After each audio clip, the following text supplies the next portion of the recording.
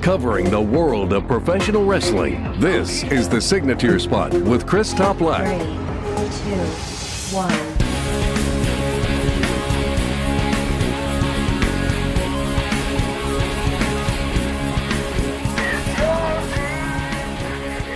Thank you very much for tuning into the latest episode of The Signature Spot with Chris Toplack. As always, I greatly appreciate your ongoing support, and without you, this show would cease to exist. It's true.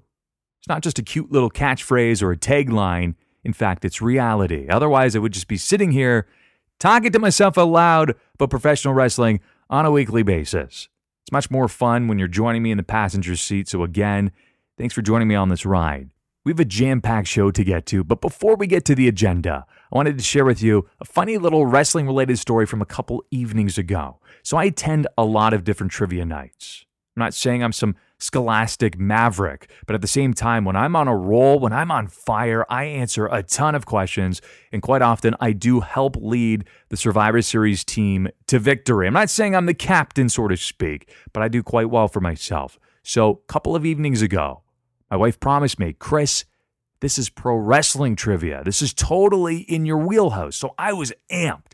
I was ready to go. During lunch, I was cruising through some wrestling trivia questions. Flawless victory. I show up, total bait and switch. It was history and topical questions, and I did fairly well, but we still ended up bombing. So my advice to you is that if you show up to any wrestling-related trivia night, make damn sure that they're actually going to ask pro wrestling related questions. Otherwise, you're going to be asked about like Noam Chomsky or some Golden Globe related questions, which who even watches that anymore? On the show today, promised it was jam-packed. It's my Wrestle Kingdom 13 recap. I'm also going to recap the AEW Rally, a lot that transpired there, highlights from the week, and Ryan Boman joins me to discuss his Impact Homecoming experience. He was live in the front row. So we're going to hear all the nitty-gritty, all the details coming up very shortly. Your weekly recap.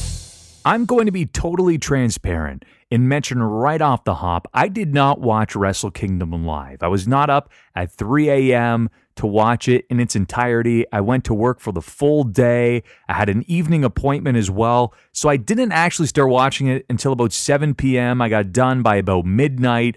I avoided spoilers somehow, some way, all throughout the day. It was pretty remarkable, if I do say so myself. So I wanted to go through the entire card, share my thoughts with you. I'm going to start with the big thumbs up. I have to give it to Omega and Tanahashi. As expected, this was match of the night. And following the loss, could Omega be WWE bound? We'll talk about that shortly. Will Ospreay versus Kota Ibushi. Quite honestly, that just might be the best professional wrestling match to open a card in recent memory. It was brutal, and I loved the finish. It felt very MMA inspired. Kota Ibushi legitimately looked knocked out. Then you had Chris Jericho versus Naito. And that turned out to be an absolute war while telling a very compelling story. The Renaissance man Chris Jericho, he's 48 years old, and well, he's going to be busy. You're going to hear about that shortly when we chat about the AEW Rally that took place a couple of evenings ago. But he held his own in this match. Jay White with Gato defeating Okada. The Rainmaker return, shorts and all, the same entrance. The fans were going crazy, but Jay White cemented himself as a future legend in New Japan. Some claim it's far too soon, but I see money in him. I see a lot of potential, and there's room to grow. Ishii versus Zack Sabre Jr. This man is the king of transitions. It was a well-told story. It showcased his technical wizardry, while Ishii still came off as very strong in defeat. Also, I loved the commentary. The duo of Kevin Kelly and Don Callis is arguably the best in the industry today.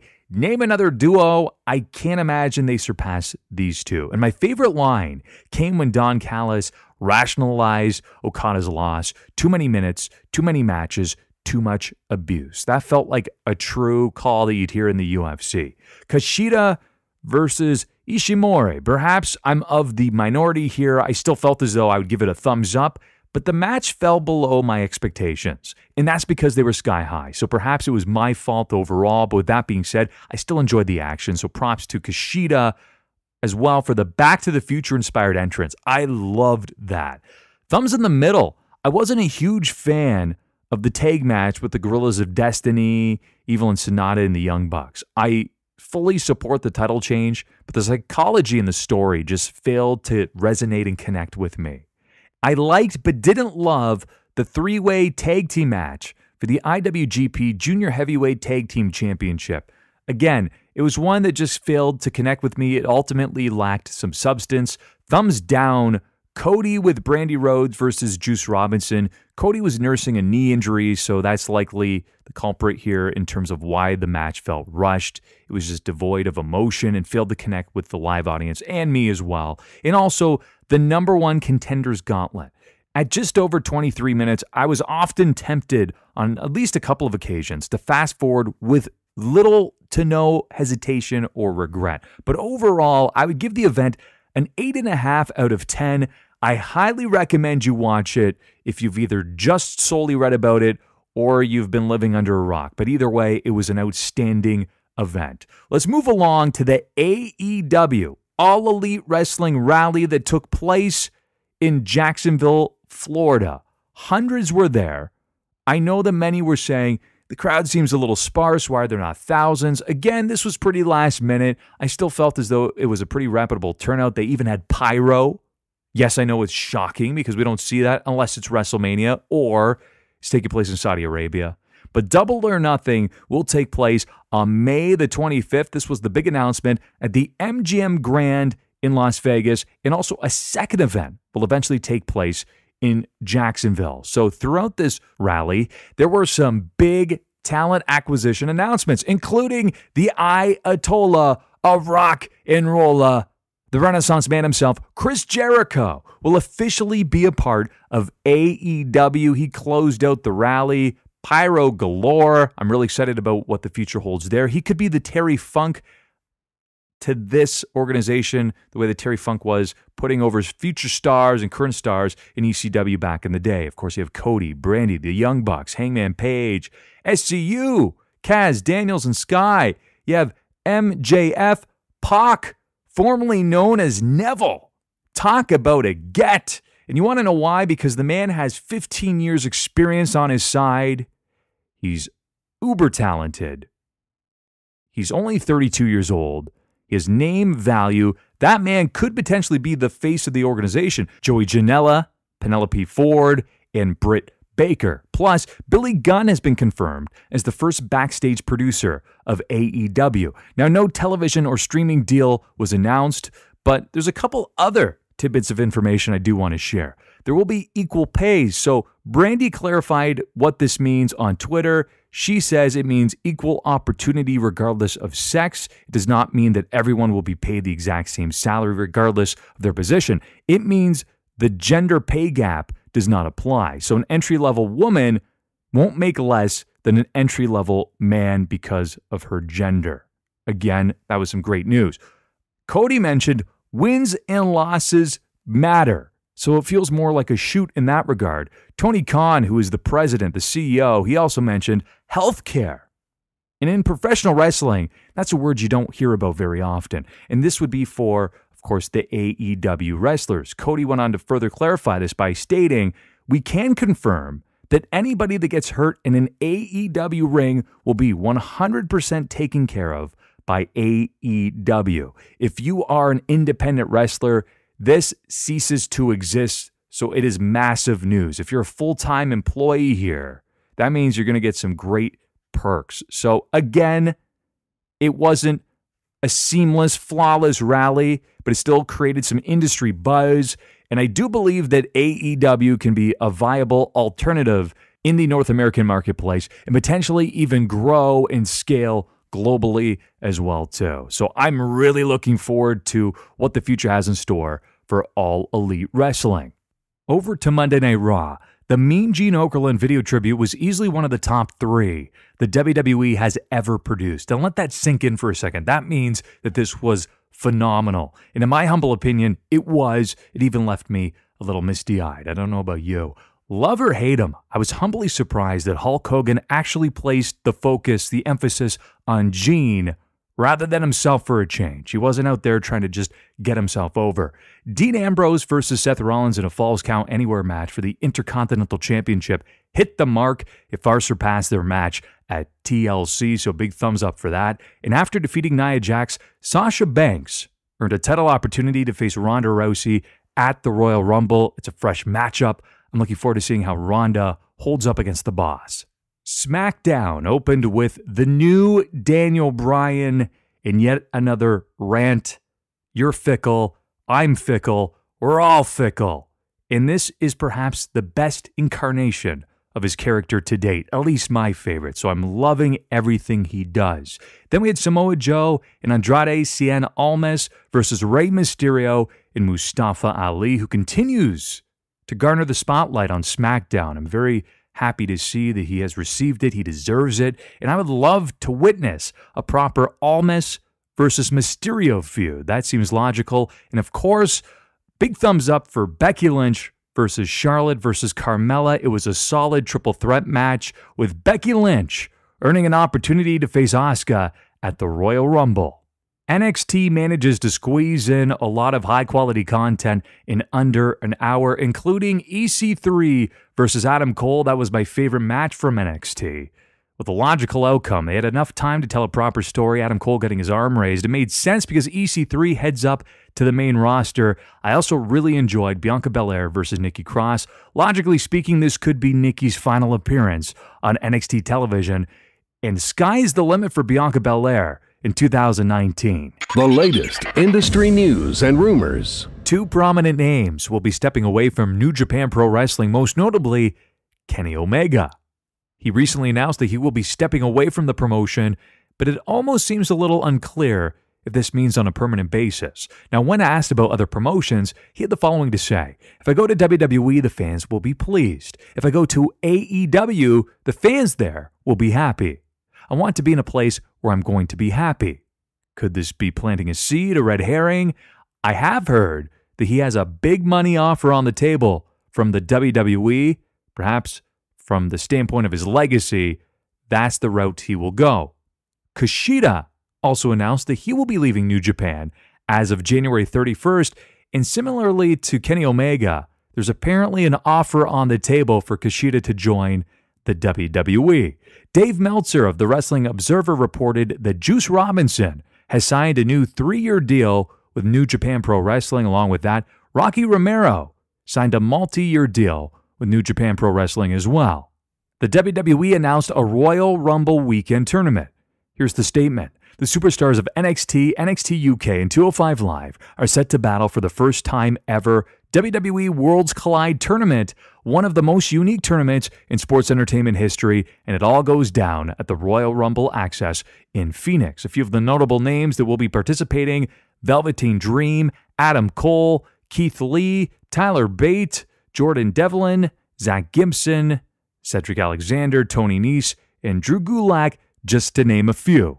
And finally, Impact Wrestling announced they will be airing on Twitch every Friday at 10 p.m. Speaking of Impact Wrestling, my guest, Ryan Boman, editor-in-chief of the Gorilla Position and also contributor to Fansided.com, was at Impact Homecoming, and we're going to hear about his firsthand experience next. Our topic of the week. Impact Homecoming took place this past Sunday as January the 6th from the Asylum in Nashville, Tennessee. It's the Tennessee State Fairgrounds Sports Arena, if we want to be formal.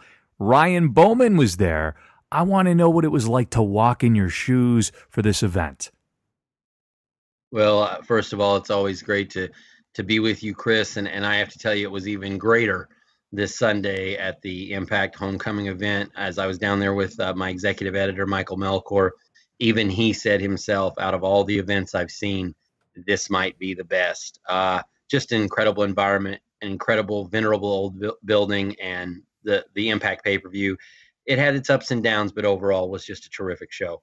And for those who don't know, this was originally the home of TNA Wrestling back from about 2002 to 2004. They were there for 3 years. Then they moved to Soundstage 21 at Universal Studios, Florida. So this was the original home of TNA Wrestling. Yeah, the great thing about that was, even though the company's now Impact, I think to the people, the locals there in Nashville, that company will always belong to them. And at a certain point during Abyss's match, and as you know, I wrote last week about how Abyss was going home. This was where his character was born, was in that building. And at one point, whenever he started bringing out all the hardcore gimmicks, the crowd gave it an old school TNA chant right there in the middle of the pay-per-view, which I thought was really cool. It was kind of an homage to the beginnings, the birth of the company, so to speak. So if I close my eyes, walk me through this experience. So you get into the building and you talked about the atmosphere. I've heard the atmosphere, of course, albeit a little bit small, it does have this allure. It is very electric, if you will.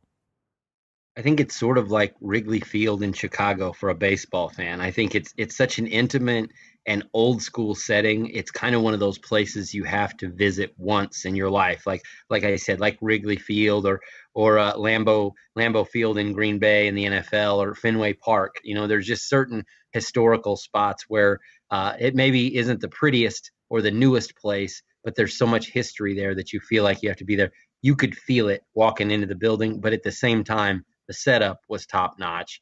The lighting, everything. It was definitely a new school show in an old school building. No kidding. And you were basically almost front and center, were you not? We were seated in with the media, in a media seating area right there, actually ringside, right behind the timekeeper's bell. So we got a firsthand account of everything. It was, again, for me, I guess, my experience might be a little jaded because we were actually invited down. We had the opportunity to come down with Impact. So we got some pretty nice treatment during the show, and to have great seats and basically get kind of the VIP treatment. It felt good. But I can tell you right now, Chris, there isn't a bad seat in the house in that place. Well, that's very similar to what you see now with NXT, which, again, my experience was anywhere in that building. And again, it's quite small. On television, they make it look even bigger than it actually is, but it feels as though it actually sits about maybe 200 people. But there's not a bad seat in that house either. And that's what really adds to the whole appeal, that you're there and you think, man, I could be in the bleachers, like really far back, and I'm still going to be on television, basically.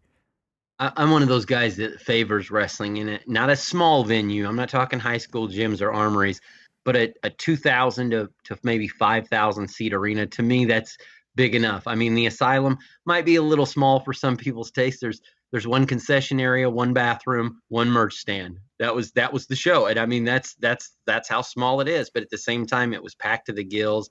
They were up in the rafters.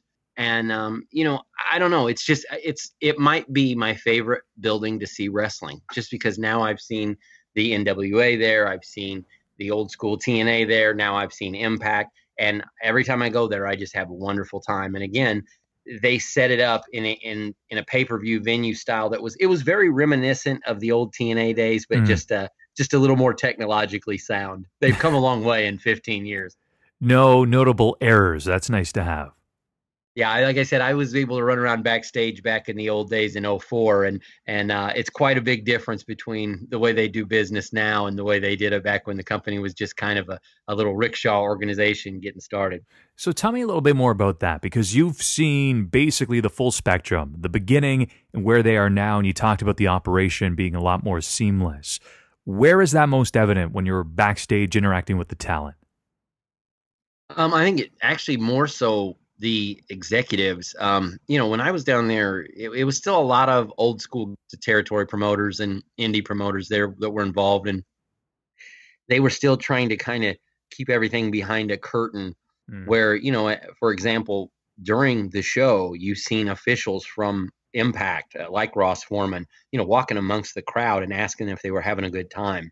I was very much more fan friendly, a lot less kayfabe, a lot less mystery, again, trying to keep it behind the curtain, a lot more open experience. I think the fan-friendly part of it is the biggest difference overall in wrestling, but obviously with the way Anthem does business now, they've reached out to the people. And you know what? You can criticize them for not having a great TV deal. You can criticize the ups and downs of the product over the years. And it wasn't just Ross. It was there were several guys in sport coats walking around, just interacting with the fans and getting their feedback. That's a welcome change in pro wrestling today. Well, in 2019, that's the difference. You can be a well-oiled machine, but you still need to connect to your loyal fans. And of course, you need to build that fan base and attract new people there. So if you know that you're going to be attending a show, I'd say the Asylum or a very comparative venue, obviously you want to go there and have the ability to interact with the talent or see the talent or just have something very unique that you're not going to experience at a typical WWE show or anywhere else in the country. Yeah, it just seems so like there's a lot of open communication there between the talent and the fans. There was, after the show, Abyss was out and, handing out hugs left and right to the fans and people that were there. For the story I wrote about him, I told you that off the air. It was just, I saw Eli posing with fans. They were very hands-on as far as making it, again, that family-friendly atmosphere that very much we're all in this together type mentality. I'll give you a great example. I'm standing in line and I think I was getting Mike was running around taking pictures all over the place and he was sweating. I was in line to get him a bottle of water and I'm just talking casually with a guy who I can tell is an executive or someone involved in production. And he hands me his business card and it was Leonard Asper, who's the CEO of Anthem, all of Anthem Entertainment. He runs everything. And he's just out there hanging out, talking to me. I think, he just like a regular guy. And that to me, again, you look at I've been to Ring of Honor shows. I've been to Impact. I have yet to see an MLW, but I have a feeling they're the same way. These mid-majors, these larger indie companies, they get it. They realize no matter how big of stars they appear to be on TV, they still have to have a connection with the fans. This thing I took out of Impact's Homecoming. Very intriguing. I mean, they seem very reachable, down to earth, humble, in the fact that they know that there's nothing but upside, and the fact that they also need to grow this company rapidly over the next couple of years. Yeah, and again, I think that's in this age of social media, and basically, we're 1 degree of separation from everyone now in the world. It seems like I think that's the right approach for everything that everyone said about the move to Pursuit Channel, and they could be up for sale, they're not up for sale. Blah, blah, blah, however you want to put that, fantastic. And I can tell you, as someone who saw it up close and personal, if you do not see the LAX versus Lucha Brothers match, you're missing out because it was one of the most spectacular things I've ever seen. The bump of the night has to be Big Moose going through the guardrail. That was probably the sickest bump I've seen a big guy take in a long time. Especially a guy you don't really expect it from. But yeah, the overall match, just the machine gun style of offense that they had, I got to say it was the tag match between LAX, Penta, and Phoenix. That was just an amazing display. Yeah, I mean, from what I read, and I did not watch much of this show here, I did go back and watch enough clips. I was hearing that the tag team match for the Impact World Tag Team Championship, as you noted, was amazing. Eli Drake versus Abyss was great, particularly because Abyss just brought out all the tricks. He brought it all out again, and I think it was a little bit of that nostalgia kick. Yes, and one thing I was going to say before you get into the main event, because I know we're getting ready to wrap soon, but I do want to say that it was an interesting reaction from the crowd during the main event. It kind of came out a little 50-50. They may have even been sort of booing Brian Cage, but by the end of the night, they were booing the very popular champion, Johnny Impact. So, and booing Taya, and actually cheered when Killer Cross came out to confront them at the end and pulled off his hijinks. Killer Cross, who I actually wrote about this week in my column, that was my greatest impression coming home, is that this guy, they love him. He has some presence. He has that audience, that Impact audience, enamored with him. And he closed that pay-per-view, and honest to God, the guy who's supposed to be a heel, who's doing these dastardly tactics, probably got the biggest pop of the night. Intriguing. And what we're hearing... It was an educated crowd. Yeah, I was going to say, but what we're hearing from a lot of different organizations now is we're not going to tell you who to cheer or boo for. We're just going to let this be an organic, authentic experience where you do whatever the heck you want. And you had some of that NXT vibe in the Asylum, too, where, these are our guys. so they kind of cheered everybody because it's homecoming. I mean, they call it that for a reason. And for the fans there, it was a special night. And so they were going to give everybody at least polite applause. But yeah, Cross was definitely the most over guy in the building that night, and he didn't even wrestle. Wow. So what about some key takeaways for you as we look to wrap up here? And again, I appreciate you joining me. As you reflect on Impact Homecoming at the Asylum, what are those key takeaways and obviously what you remember about this event? I will remember the arduous road trip because we had to detour a couple of times to get down there. But the biggest thing as far as the show is concerned, I will take away the fact that out of the thousands of shows I've attended, it is one of the best. It's definitely one of the best pay-per-views I've ever attended live. And my biggest takeaway is that Impact needs fans involved like they do at their live events, like they've tried to do with their press pass conference calls, because overall the fan-friendly experience of that event was the best thing of the whole weekend. Impact Wrestling, for my money, is the most improved promotion over the past 12 months. They will continue to grow. They have a lot of depth on the roster. They have some names on the roster that I believe could easily get gigs at other organizations, and yet they chose Impact for a reason. And their future will be on Twitch. I'm intrigued to see how that plays out. And Ryan, I appreciate you joining me and sharing your Impact Homecoming experience here on the Signature Spot. It's always a wonderful, gentlemanly conversation when we get together. You're listening to The Signature Spot with Chris Toplack. And just in case you didn't have enough pro wrestling this week, NXT UK TakeOver Blackpool takes place this coming Saturday, January the 12th, from the historic Empress Ballroom in Blackpool, England. It's a great card. The one thing that is guaranteed for NXT TakeOver card is some quality wrestling. You have Rhea Ripley defending her UK Women's Championship against Toni Storm. Could it be her moment? You have Mustache Mountain taking on the Grizzled Young Veterans. That is for the inaugural NXT UK Tag Team Championship. And the Bruiserweight Pete Dunne defending his United Kingdom Championship against Joe Coffey. Plus, following this event, there will be a Nigel McGuinness documentary that will air exclusively on the WWE Network. For my money, he is one of the most underrated pro wrestlers of the past 20 years. Hope you enjoyed the show. Thanks for Ryan Boman for joining me again. And until next Thursday, happy trails to you until we meet again. This concludes another episode of The Signature Spot with Chris Toplack. For new episodes, subscribe on YouTube, Stitcher, Spreaker, iHeartRadio, or iTunes. And don't forget to follow The Signature Spot on Facebook for exclusive clips, polls, and opinions.